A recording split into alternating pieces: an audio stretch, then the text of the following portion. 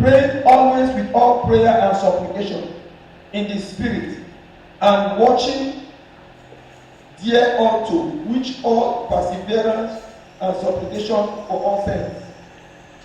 For you to be revived, you need to persevere.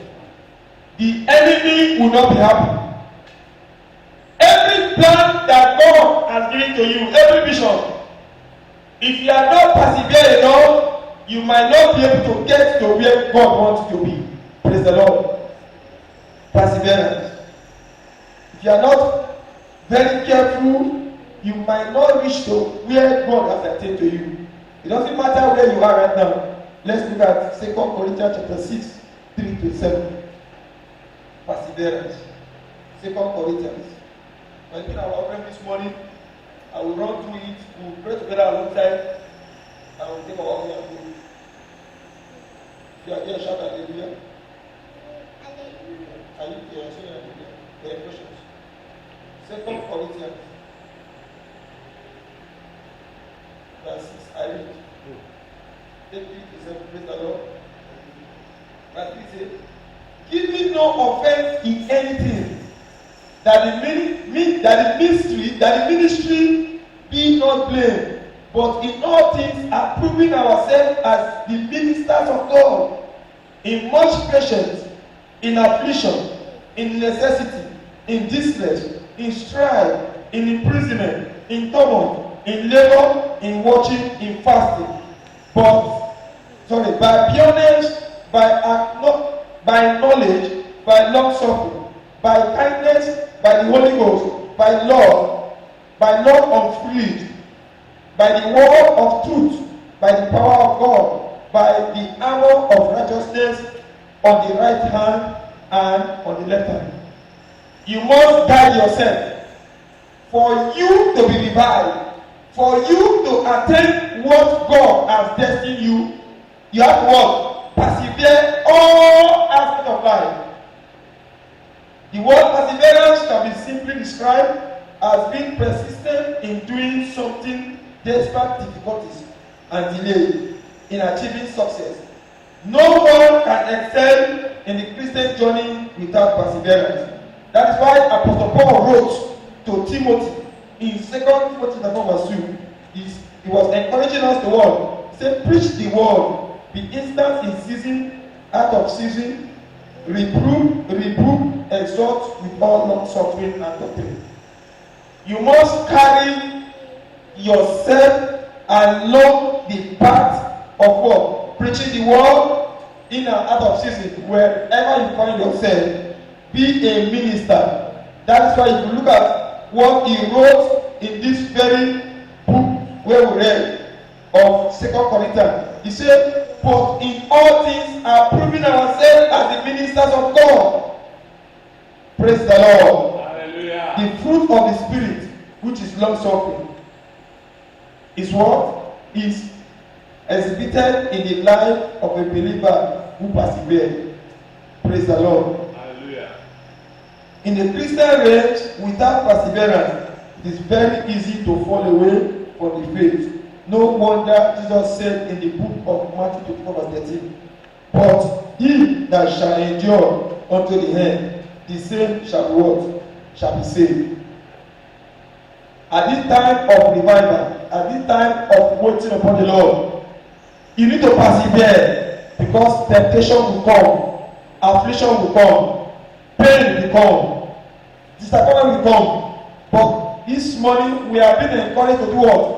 To persevere and wait in love, in patience, in affliction, in torment, in every circumstances. Persevere. I pray this morning as you persevere, my God will visit you at your own time in the mighty name of Jesus. Amen.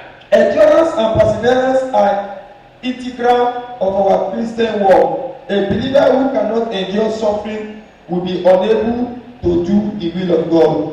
For you to do the will of God, you must wait upon God. Psalm 40 verse 1 says, I wait for God patiently. He said, I will patiently wait for God.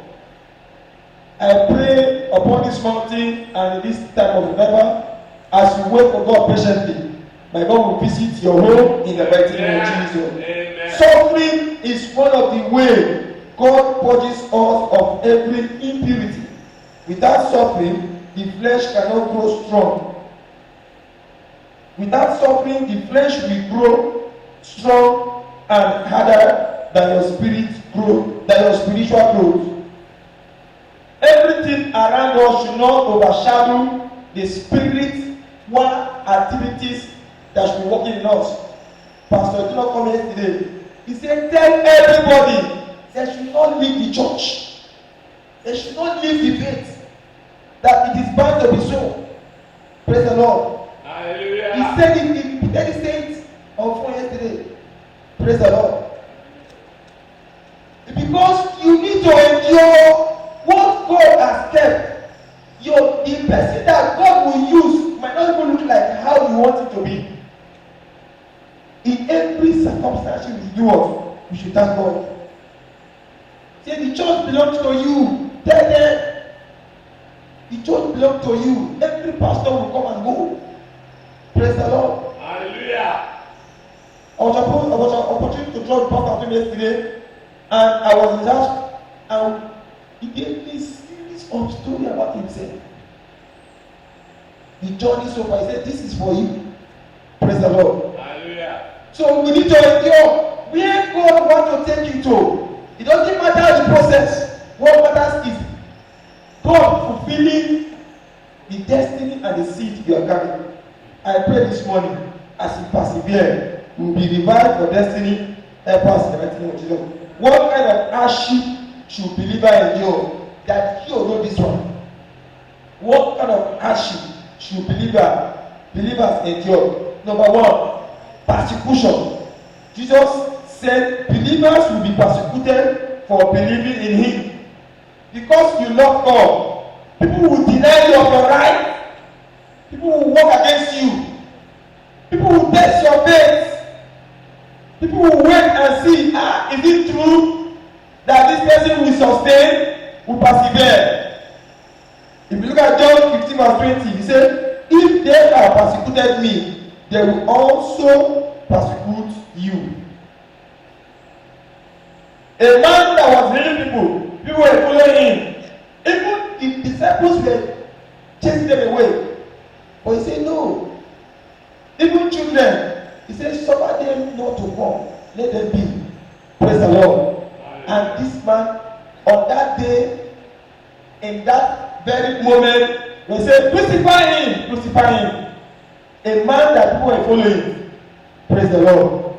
Another thing, another kind of hardship is what? Is affliction. Sometimes believers will be afflicted, but the Bible says, it is working for us. A far more exceeding and eternal weight of glory. It is working for us. The last step of hardship that we should enjoy is momentary life. Apostle Paul said in Philippians chapter 4 verse 12, I know both how to be appraised and I know how to abound. Everywhere and in all things I am instructed both to be full and to be hungry. That means there is time for lack. There is time that the Jew said he doesn't have 2 naira to come to worship God in a Butemeta. That 2 naira was meant for, it's not for offering, was meant for toll gates. If you know Lagos Ibadan Express Road, there used to be a toll gate then for you to enter Lagos. You don't have 1 naira to go, 1 naira to cross. And as a pastor, you can't be telling another person, please give me 1 naira to cross toll gate. It was waiting for God. But rather you tell God, mommy, let us not go to church today. Let us not go to a Butemeta, let's stay in the nation camp. It's like that road. Maybe God is keeping us away from accidents. You were usually want to encourage the wife. But meanwhile it was what? It was a time of lack. Jesus lack. And the people lack. So your own might not be different. You must persevere. Praise the Lord. Hallelujah. I am instructed both to be full and be hungry, both to abound and both to suffer need. We are bound to suffer need.